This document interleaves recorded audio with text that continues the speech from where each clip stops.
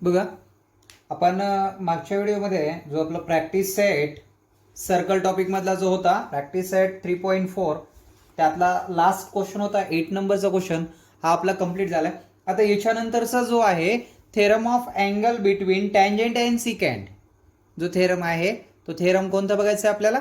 Theorem of angle between tangent and सिकँड.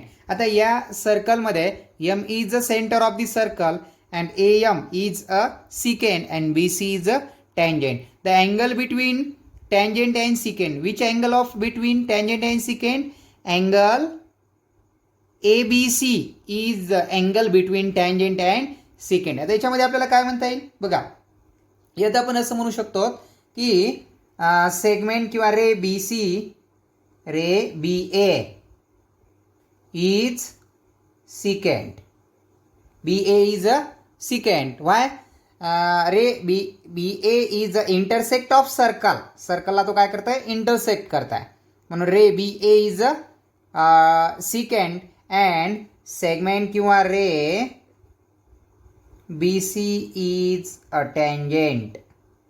BC is a tangent. मग या ठिकाणी तयार होणारा जो अँगल असेल, angle ABC is between tangent and secant. म्हणजे अँगल जो आहे कोणता angle? Angle ABC. Angle ABC is angle between tangent and secant. Okay, मग आता याच्यामध्ये theorem of angle between tangent and secant याचा प्रॉपर्टीज काय आहे बघा. If an angle has is vertex on the circle, angle is has its vertex on the circle. याचे जे vertex आहेत ते कुठे असायला पाहिजे म्हणताय? On the circle. बघा, अँगल हॅज वर्टेक्स, या अँगलचा वर्टेक्स तो आहे जो कुठे आहे? On the circle. हा B vertex on the circle. It's one side touches the circle. It's one side is a touches. One side काय झाली पाहिजे म्हणताय? टच झाली पाहिजे. बघा, BC is a touch the circle and other, जी other side असेल त्या अँगलची, other side is intersect in the circle, आणि ती सर्कलला काय झाली पाहिजे? इंटरसेक्ट झाले पाहिजे. इज वन मोर पॉइंट्स, एक किंवा त्यापेक्षा जास्त पॉइंटमध्ये. आपल्याला माहिती आहे एखाद्या सर्कलला जर इंटरसेक्ट होत असेल तर तो वन ऑर मोर पॉइंट्स, एक व एकपेक्षा जास्त पॉइंट्समध्ये तो काय करतोय? इंटरसेक्ट करतोय. Then the measure of angle is half of measure of it intercepted arc. आणि त्या अँगलचं मेजर कोणा एवढं असतं? Half of there intercepted arc. मला सांगा आता, अँगल ABC, अँगल ABC ने इंटरसेप्टेड केलेला आर्क कोणता आहे? या ठिकाणी आपल्याला असं म्हणता येईल, arc ADB is intercepted angle ABC. मग आर्क कोणता? ADC इज intercept arc by angle ABC. कोणत्या अँगलला इंटरसेप्ट केलेला आहे तो? By angle ABC. आणि या अँगलचं मेजर म्हणजे angle ABC, measure of angle ABC is equal to half of the measure of arc. कोणत्या आर्कच्या? ADCच्या हाफमध्ये असतं. आणि याचं रिझन काय लिहिणार मग तुम्ही? थेरम ऑफ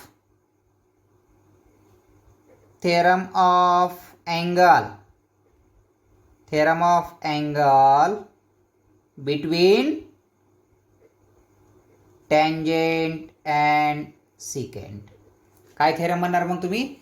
तर theorem of angle between tangent and secant. म्हणजे एक लक्षात ठेवा, या ठिकाणी तयार होणारा जो अँगल असेल, आता जर फॉर एक्झाम्पल बघायचं म्हटला, जर दुसरा जर तुम्ही सर्कल काय केला असेल? ड्रॉ केला. समजा दुसरा एक सर्कल तुम्ही ड्रॉ केला, तर त्या सर्कलमध्ये पण तुम्हाला तो theorem of angle between tangent सिकँडमध्ये काय रूल होतो की वेगवेगळ्या प्रकारे, आता हा जसा तुम्हाला दाखवलाय त्या पद्धतीने जर दुसरा अँगल काढला तर कसा होतो बघा.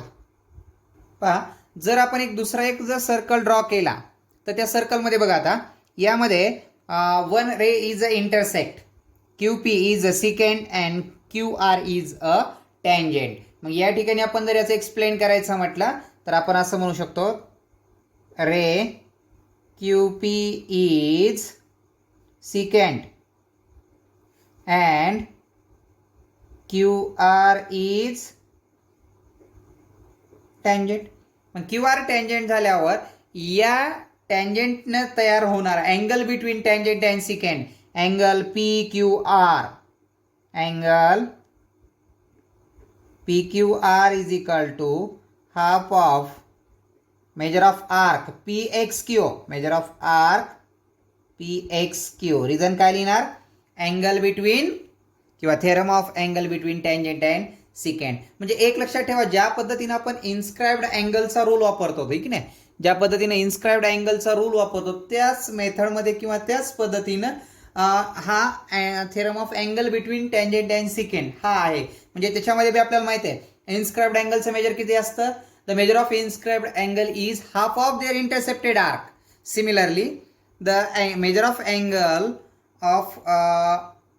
of angle is half of their intercepted arc. याचं पण रिझन काय असणार की theorem of angle between tangent and secant. म्हणजे इन्स्क्राइब्ड अँगलमध्ये टँजेंट अँड सिकेंडच असेल असं नाही, परंतु जो थेरम ऑफ अँगल बिटवीन आहे त्यामध्ये मात्र one ray is a tangent and one ray जो सेकंड रे जो आहे तो काय असणार आहे? सिकेंड असणार आहे. And there vertex of angle on the circle, vertex on the angle on the circle. पण त्या अँगलचं मात्र जे व्हर्टेक्स असतो तो कुठे असतो? ऑन दी सर्कलवर, आहे की नाही. म्हणजे या स्वरूपामध्ये जो आपल्याला या ठिकाणी दिलेला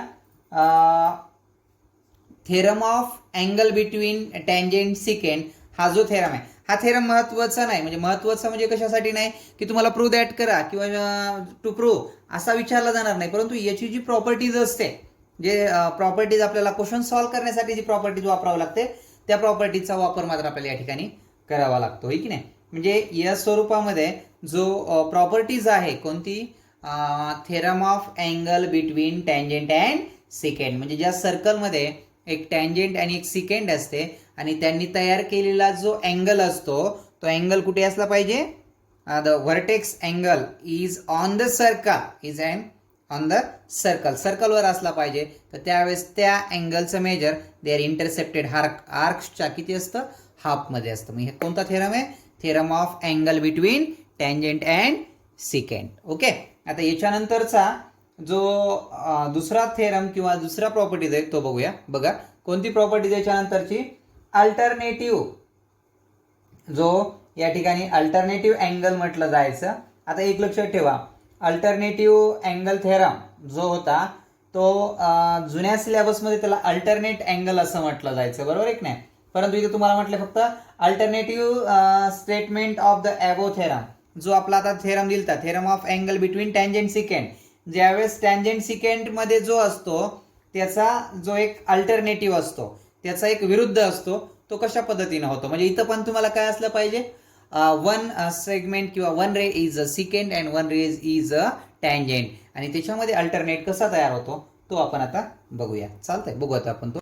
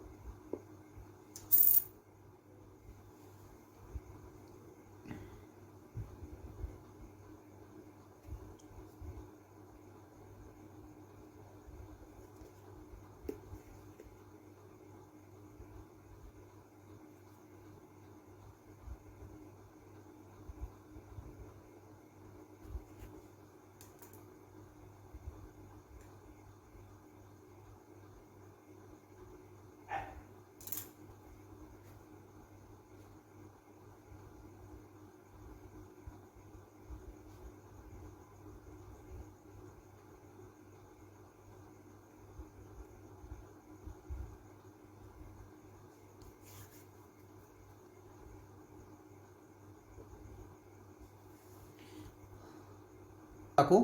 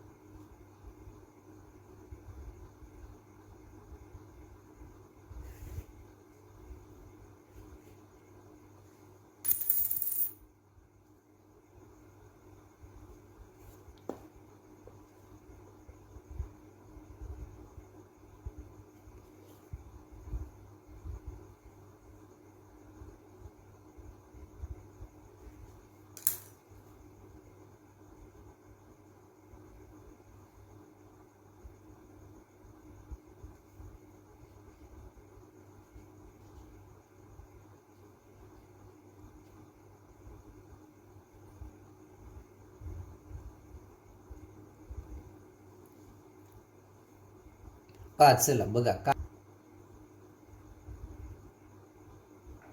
बघा आता याच्यामध्ये जो आपल्याला टू प्रूव्ह काय प्रूव्ह करायचं आहे की बाबा A E upon E B is equal to C E upon E D या स्वरूपामध्ये आपल्याला प्रूव्ह करायचं होतं, बरोबर आहे.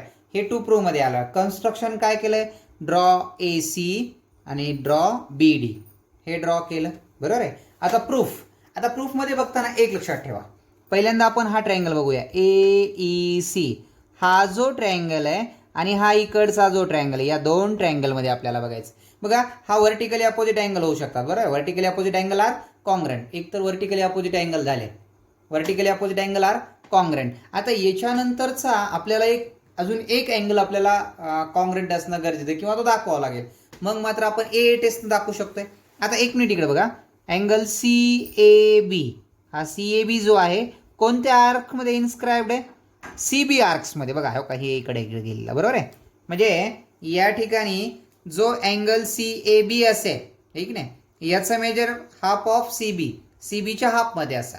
Similarly angle C D B, बघा सी डी बी कोणत्या आर्क्समध्ये इन्स्क्राईब्ड आहे, तो पण सी बी आर्कमध्ये इन्स्क्राईब्ड आहे. म्हणजे या दोघांना पण काय म्हणता येईल आपल्याला, हे दोन्ही अँगल काय होऊ शकतात, कॉन्ग्रंट होऊ शकतात. मग त्यांना रिझन काय देता येईल, angle inscribed in same arc, एकाच आर्क्समध्ये इन्स्क्राईब असणार. मला सांगा, हा आर्क 100 असेल तर हा अँगल किती असणार, 50. मग हा आर्क 100 असल्यावर हा आर्क पण किती झाला, सॉरी अँगल किती झाला, 50. म्हणजे टू अँगल्स आर कॉन्ग्रंट. मग बघा angle A E C congruent angle B E D vertically opposite angle, हे two angles are vertically opposite आहे. त्यानंतर अँगल सी ए बी, बघा C A B congruent angle C D B किंवा B D C, angle inscribe in same arc. या दोन्हीचं reason होणार angle inscribe in same arc. जर आपल्याला at least two angle जर कॉन्ग्रंट भेटले तर ते ट्रँगल्स आपण टू ट्रँगल्स आर कॉन्ग्रंट किंवा two triangles are similar. Which test, A test. Okay, मग two triangle C A E similar triangle B D E, हे two triangles are similar in which test, A test. मग हे two triangles are similar झालं their corresponding side. मग इकडली corresponding side जर ए E घेतली, बरोबर आहे, तर आपल्याला हा अँगल याच्यावर आणायचा, म्हणजे ट्रँगल तुमचा असा फिरणार आहे.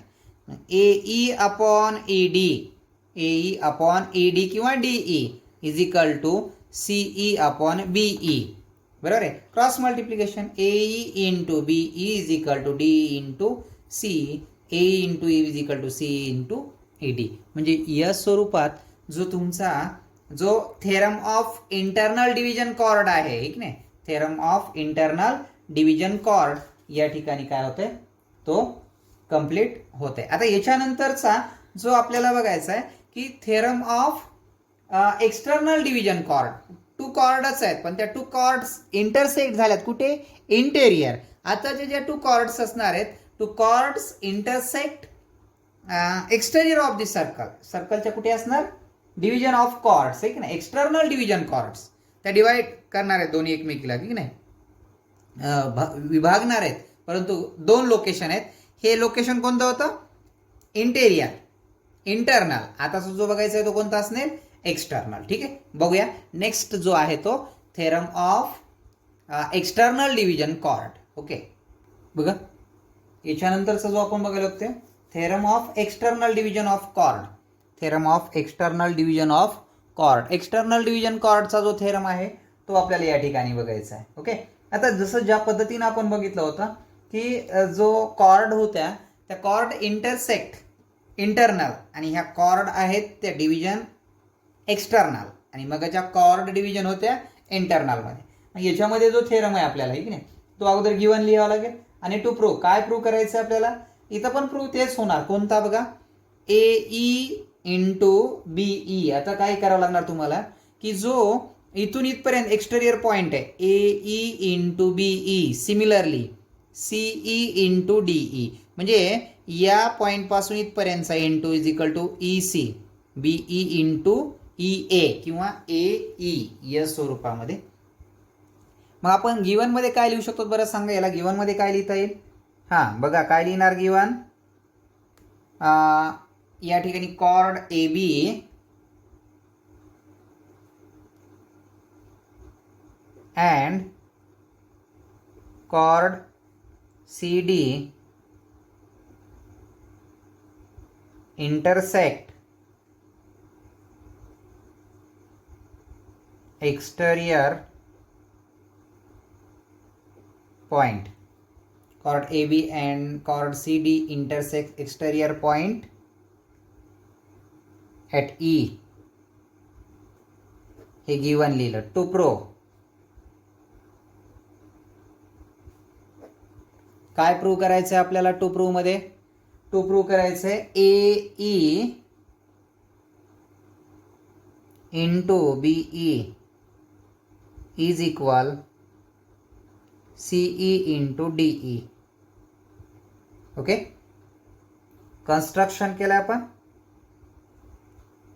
काय कन्स्ट्रक्ट केलंय बघा. कन्स्ट्रक्ट केलेला भाग आहे आपला draw AD, draw AD and BC. Draw AD and BC. आता प्रूफ मध्ये बघूया. मग ज्या पद्धतीने बघितलं होतं त्याच पद्धतीने आपल्याला आता ट्रायंगल ADE, इकडे बघा, ट्रायंगल ADE ठीक नाही, हा जो ADE आहे आणि दुसरा ट्रायंगल CBE हा जो इकडला आहे, या दोन मध्ये बघावं लागेल. In triangle ADE and triangle CBE बघा, याच्यामध्ये बघा आपल्याला नंबर 1 अँगल AED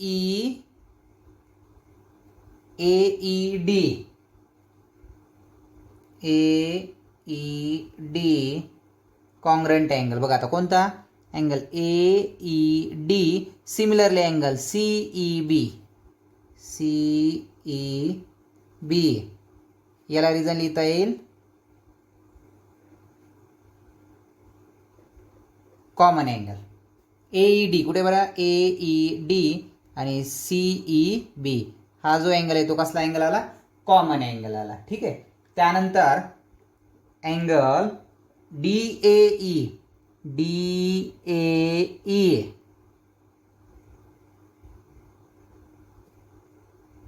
कुठे बघा बरं, DAE हा अँगल इन्स्क्राईब आर्क BD मध्ये आर्कच्या इन्स्क्राईब आहे. मग इथं म्हणू शकतो मी अँगल BCD, अँगल BCD. याला रिझन काय लिहिणार? Angles inscribed in same arc. Angle inscribed in same arc. Therefore triangle ADE similar triangle CBE. Which test? AA test. मग हे two triangles are similar, they are corresponding sides. They are corresponding sides. कोणती होणार मग सांगा? AE कोणती बघा? AE म्हणजे या मोठ्या ट्रायंगलची AE आली, तर इकडच्या ट्रायंगलची कोणती येणार मग मला सांगा? AE जर आली असेल तर या ठिकाणी ही ग्रेटर साईड जर घेतली AE, तर तुम्हाला इथली पण ग्रेटर साईड कोणती घ्यावं लागणार? CE घ्यावं लागणार. इज इक्वल, आता AE ची जी आहे ती स्मॉल साईड घेऊ आपण, PE इज इक्वल टू, इकडची स्मॉल साईड कोणती आली? DE. क्रॉस मल्टिप्लिकेशन करा. AE into DE is equal to CE into BE. Okay, झालं का प्रूफ? बघा आपल्याला काय प्रूफ करायचं? AE into BE. अरे सॉरी, एक मिनिट थोडीशी मिस्टेक झाली काय की? AE into CE into ED. AE into बघा ग्रेटर साईड AE हे की नाही, मग इकडे आपली CE आली. मग या ठिकाणी यायला पाहिजे होती आपली AE च्या ऐवजी DE आणि इकडे BE च्या ऐवजी काय यायला पाहिजे होती? BE. CE. ओके, मग बघा काय काय मल्टिप्लिकेशन होणार मग AE इंटू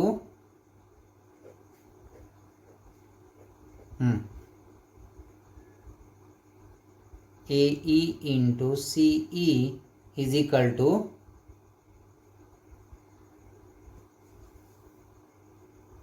क्रॉस मल्टिप्लिकेशन करण्यात थोडीशी मिस्टेक होईल आपली. बघा एक मिनिट. तर similar triangle ADE similar triangle CBE कोणत्या टेस्ट ना AA test. Okay, their corresponding sides. आता मला सांगा हा अँगलला हा अँगल कॉन्ग्रंट आहे, म्हणजे पहिली सेगमेंट घेतली AE घेतली आहे आपण, बरोबर आहे की नाही. पहिली सेगमेंट जशी AE घेतली आहे तसं आपल्याला इकडे आता कोणती घ्यावं लागेल की AE हा ट्रायंगल बघितला आपण, बरोबर आहे की नाही. AED या ट्रायंगलमध्ये पहिली साईड जर AE घेतली असेल तर आपल्याला इकडची साईड जी घ्यायची आहे आता या ट्रायंगलमधली घ्यावं लागेल. कोणत्या CBE मधली घ्यावं लागेल, आहे की नाही. CBE मधली घ्यावी लागेल. मग आता आपल्याला CBE मधले कोणती साईड घ्यावं लागेल बघा बरं. CBE मधले घ्यावं लागेल आपल्याला CE, बरोबर आहे. कोणती घ्यावं लागेल CE. CE is equal to. आता एक मिनिट इकडे बघा. ज्यावेळेस आपल्याला आपण क्रॉस मल्टिप्लिकेशन करणार आहे, ठीक नाही. मग आता दुसरी जी साईड येईल इकडली त्या ट्रायंगलची भेटली DE. कोणती भेटली DE. हे बघा पहिल्या या AED ची पहिली साईड घेतली AE, बरोबर आहे. त्याच पद्धतीने इकडची कोणती घेतली CE घेतली. आता या AED ट्रायंगलची कोणती घेतली DE, तर याची कोणती घ्यावं लागेल BE घ्यावं लागेल. कोणती घ्यावं लागेल BE. याला रिझन लिहिणार CSST corresponding sides of similar triangle. म्हणजे इथं आलं AE into BE is equal to CE into DE. ठीक आहे. या स्वरूपामध्ये जे आपल्याला थेरम होता, कोणता theorem, theorem of external division of chord, या स्वरूपामध्ये होता. ठीक आहे. म्हणजे या ठिकाणी आता जो आपला थेरम झालाय 4थ्या नंबरपर्यंतचा 4 थेरम बघितलेत आपण. त्याच्या फक्त प्रॉपर्टीज आपल्याला बघावं लागणार आहेत. त्याच्या प्रॉपर्टीज तुम्हाला परफेक्ट असल्या पाहिजे. ठीक आहे. याच्यानंतरचा जो नेक्स्ट भाग असेल तो आपण आता काय करूया उद्याला घेऊया. चालतंय, थांबू आपण या ठिकाणी.